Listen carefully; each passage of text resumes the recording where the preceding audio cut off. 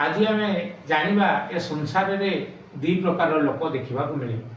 गोटे नड़िया सदृश आ गोटे बरकोली सदृश आमर नड़िया कौ माने ना साधु लोक माने नड़िया सदृश अटंती नड़िया जपरी उपरु कठिन और भितर नरम थाए किंतु अन्य माने बरकोली भली सदृश अटंती बाहर कोमल और भितर कठिन होता भल भाव में जाना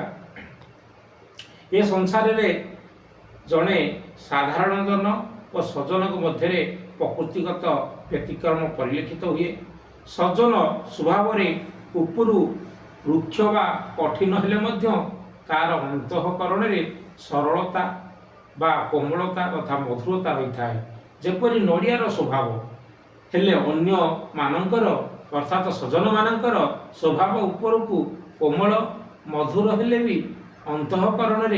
कठिन होता है जेपरी बरकोली यार उपरकू सुंदर नरम होता भितर दृढ़ मंदी थाए तेणु आमर स्वभाव सदासर्वदा सजन परि हेबा उचित किंतु यदि आमर बरकोली भलिया हुए बरकोली कौन ना किसी लोक अच्छा ऊपर भल कथा कहती किंतु भितरटा अत्यंत अम्ल हृदय बहुत कटु कथा लुचिक रही था तेणुक आम सदासर्वदा नड़िया भली